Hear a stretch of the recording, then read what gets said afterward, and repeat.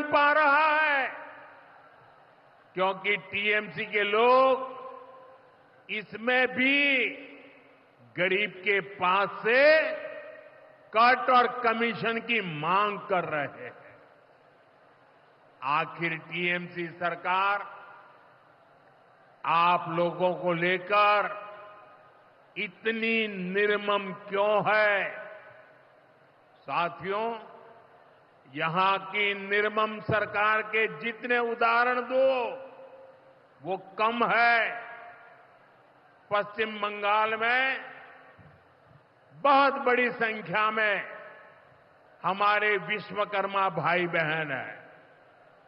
ये लोग हाथ के हुनर से अनेक प्रकार के काम करते हैं।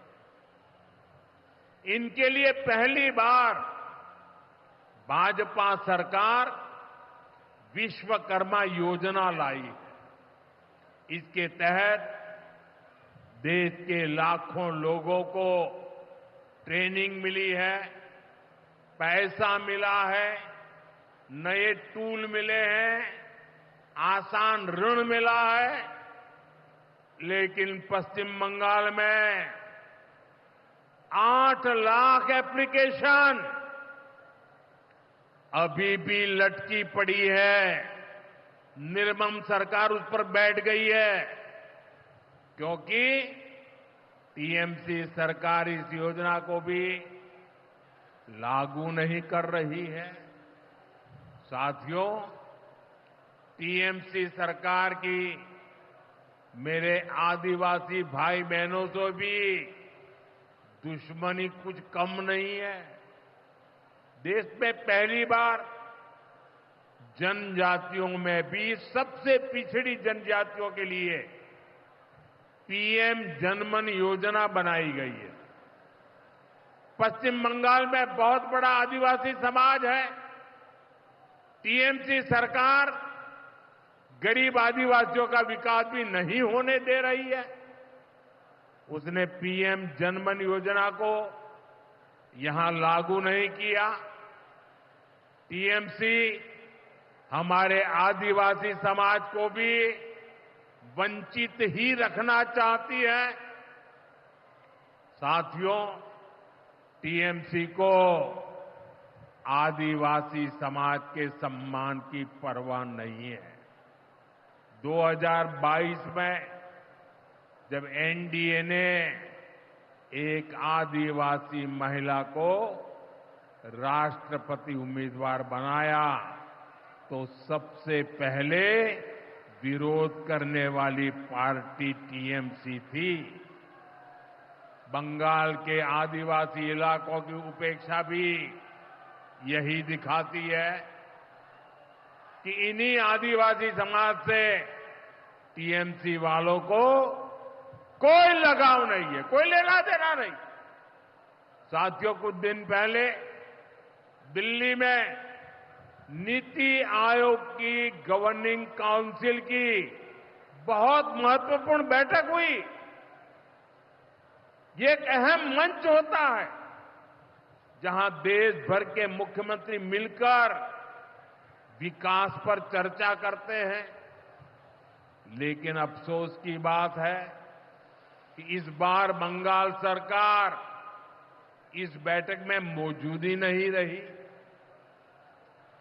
दूसरे गैर भाजपा शासित राज्य आए, सभी दल के नेता आए, हमने साथ बैठकर चर्चा की, लेकिन टीएमसी को तो सिर्फ और सिर्फ 24 घंटा पॉलिटिक्स करना है और कुछ करना ही नहीं है।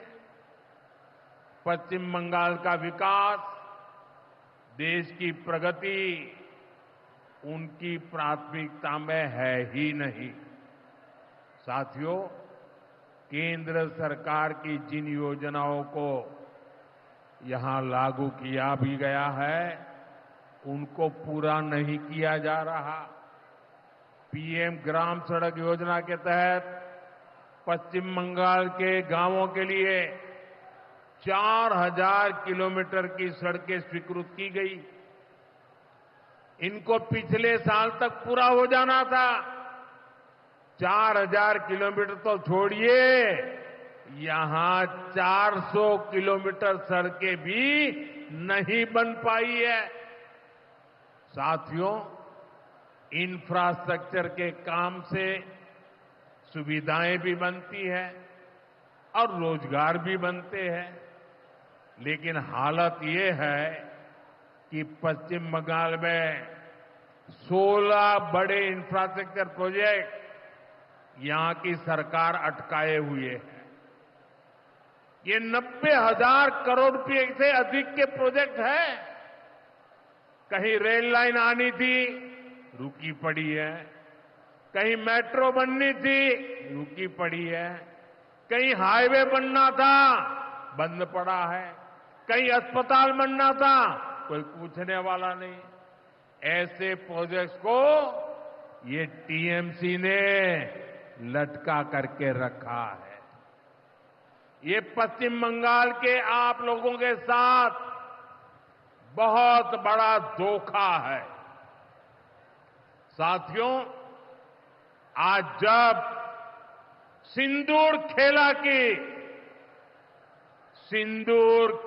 की इस धरती पर आया हूं, तो आतंकवाद को लेकर भारत के नए संकल्प की चर्चा स्वाभाविक है। 22 अप्रैल को पहलगाम में, जम्मू कश्मीर में आतंकियों ने जो बर्बरता की, उसके बाद पश्चिम बंगाल में भी बहुत गुस्सा था। आपके भीतर जो आक्रोश था, आपका जो गुस्सा था, उसको मैं भली भांति समझता था। आतंकवादियों ने हमारी बहनों का सिंदूर मिटाने का दुस्साहस किया। हमारी सेना ने उनको सिंदूर की शक्ति का एहसास करा दिया।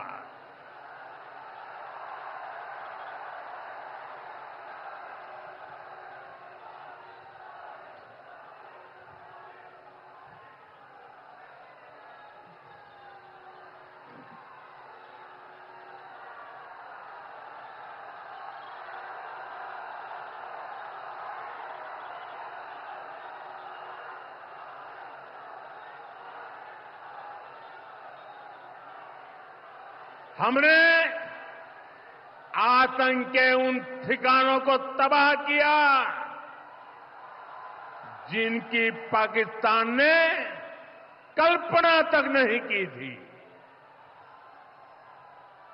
साथियों, आतंक को पालने वाले पाकिस्तान के पास दुनिया को देने के लिए कुछ भी पॉजिटिव नहीं है। जब से वो अस्तित्व में आए हैं, तब से ही उसने सिर्फ आतंक को पाला है। 1947 में बंटवारे के बाद से ही उसने भारत पर आतंकी हमला किया। कुछ सालों के बाद उसने यहां पड़ोस में आज के बांग्लादेश में जो आतंक फैलाया, पाकिस्तान की सेनाओं ने जिस प्रकार बांग्लादेश में रेप किए, मर्डर किए, वो कोई भूल नहीं सकता। आतंक और नरसंहार ये पाकिस्तानी सेना की सबसे बड़ी एक्सपर्टाइज है। जब सीधा युद्ध लड़ा जाता है तो उसकी हार तय होती है, उसका पराजय निश्चित होता है, उसको मुंह की खानी पड़ती है। यही कारण है कि पाकिस्तान की सेना आतंकियों का सहारा लेती है। लेकिन पहलगाम हमले के बाद अब भारत ने दुनिया को बता दिया है, भारत अब आतंकी हमला हुआ, भारत पर आतंकी हमला हुआ तो दुश्मन को उसकी बड़ी कीमत चुकानी पड़ेगी।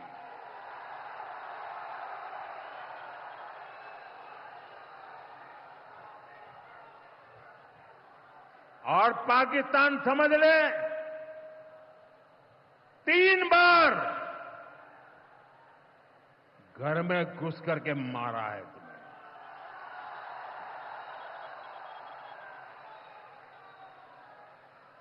हम शक्ति को पूजने वाले लोग,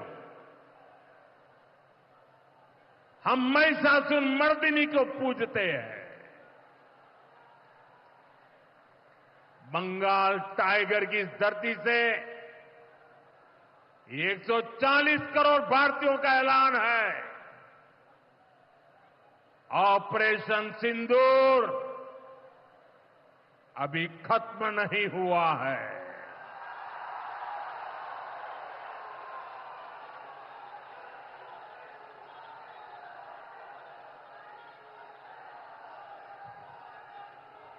साथियों,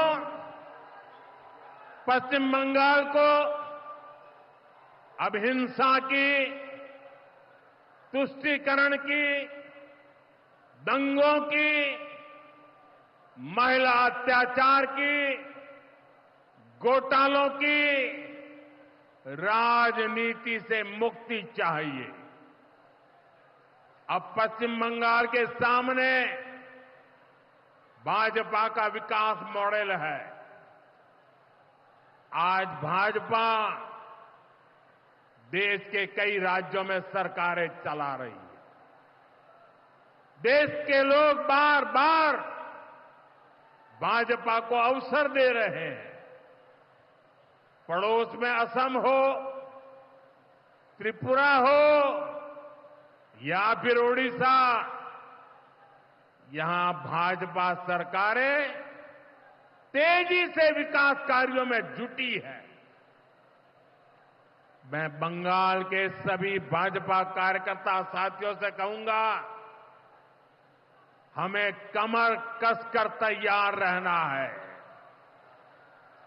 हमारे सामने एक बड़ी चुनौती है कि लोकतंत्र पर पश्चिम बंगाल की जनता के विश्वास को फिर से कैसे बहाल करें। हमें पश्चिम बंगाल के हर परिवार को सुरक्षा की, सुशासन की और समृद्धि की गारंटी देनी है। इसके लिए आने वाले दिनों में अपने प्रयासों को हमें और तेज करना होगा। साथियों, विकसित भारत बनाने के लिए पश्चिम बंगाल का तेज विकास बहुत जरूरी है। हमें पश्चिम बंगाल को उसका पुराना गौरव लौटाना है। ये हम सभी मिलकर करेंगे और करके रहेंगे। एक बार फिर आप सभी को इतनी बड़ी संख्या में यहां आने के लिए बहुत बहुत आभार व्यक्त करता हूं। मेरे